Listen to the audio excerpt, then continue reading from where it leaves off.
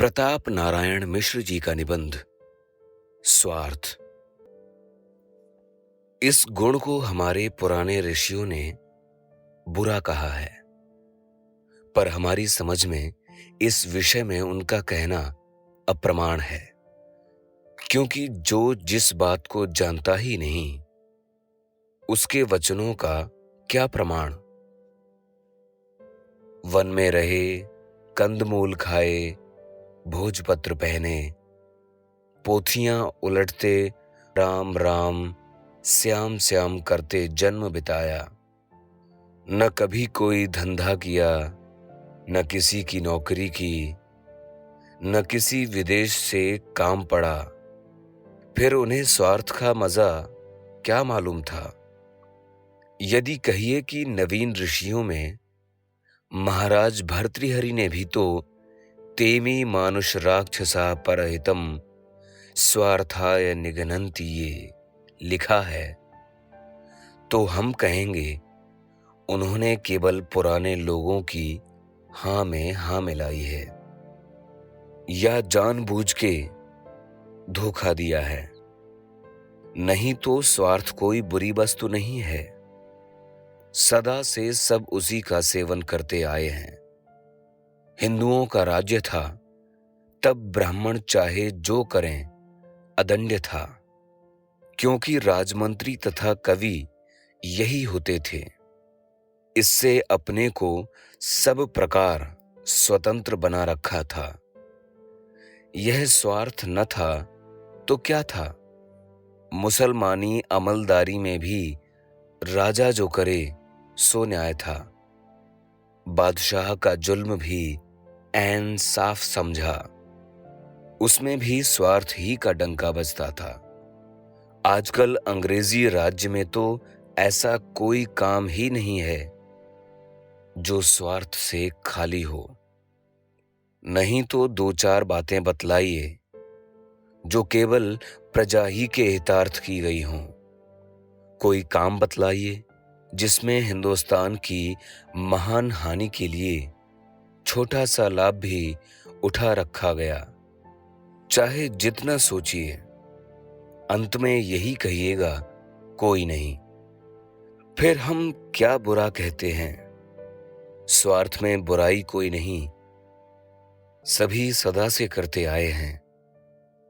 यदि मही देवों और दीन दुनिया के मालिकों हमारे गौरांग प्रभुओं को मनुष्य समझिए, तो रामायण में देवताओं का चरित्र पढ़िए।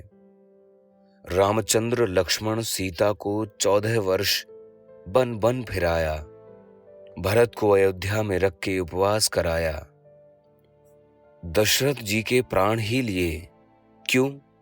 स्वार्थ के अनुरोध से।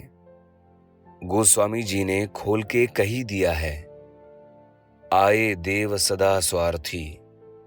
जब देवताओं की यह दशा है, तब मनुष्य स्वार्थपरता से कैसे पृथक रह सकता है। सच पूछो तो जो लोग स्वार्थ की निंदा करते हैं, वे स्वार्थ ही साधन के लिए दूसरों को भगुआ बनाते हैं।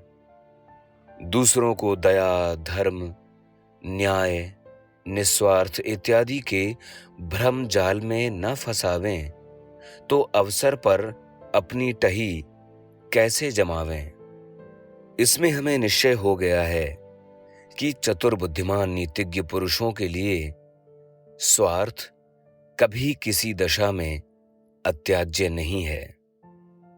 जो लोग दूसरों को पर स्वार्थ सिखाते हैं, वो तो खैर अपना काम चलाने के लिए लोगों को फुसलाते हैं, पर जो उनकी बातों में फंसकर परस्वार्थी बनने का उद्योग करते हैं, वे नेचर के नियम को तोड़ते हैं, अथच अपने सुख, संपत्ति, सौभाग्य से मुंह मोड़ते हैं।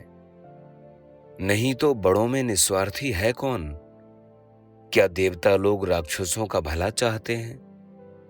क्या महात्मा लोग नास्तिकों की खैर मनाते हैं? क्या स्वयं परमेश्वर अप्रेमिकों से प्रसन्न रहें?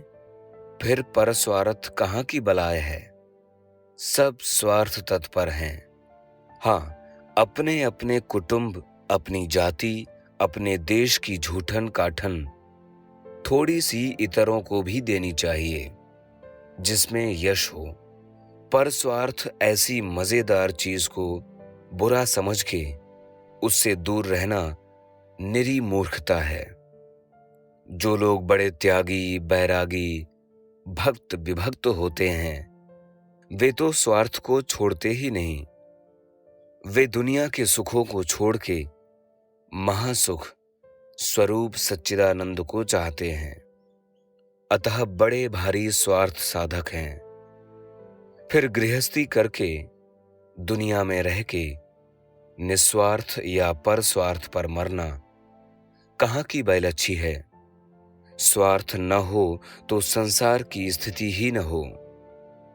बड़े बड़े परिश्रम करके जिन उत्तम बातों को लोग संचित करें, वह दूसरों को सौंप दें, दूसरा तीसरे को सौंप दे। इसी तरह होते होते थोड़े दिन में किसी के पास कुछ रह ही न जाए।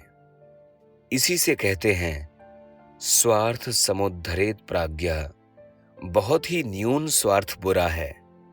आप जियंते जग जिए कुरमा मरे न हानि का आचरण निंदित है। इससे अधिक से अधिक स्वार्थ बढ़ाते रहना चाहिए। अपने ही लिए स्वार्थी न होके अपने संबंधी मात्र का स्वार्थ करना चाहिए। अपने देश के स्वार्थ के लिए दुनिया भर को कैसी ही हानि हो, कैसा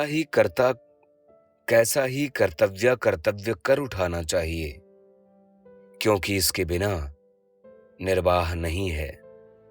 पर स्वार्थी करने पर चाहे बैकुंठ जाते हों, पर दुनिया में सदा सुखी रहते हैं।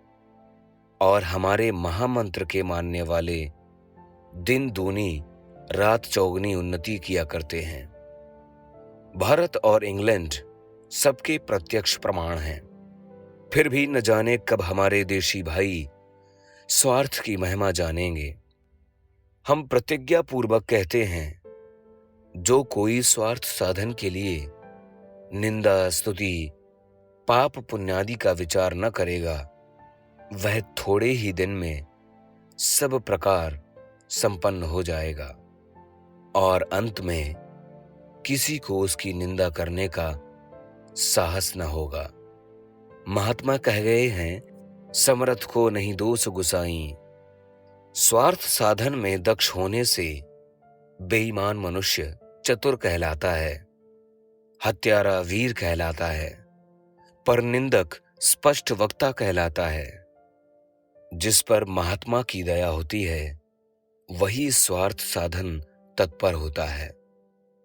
इससे हे भाइयों, ब्राह्मण के वाक्य को वेद की ऋचा समझ के दिन रात सोते जागते स्वार्थ रटा करो, इसी में भला होगा।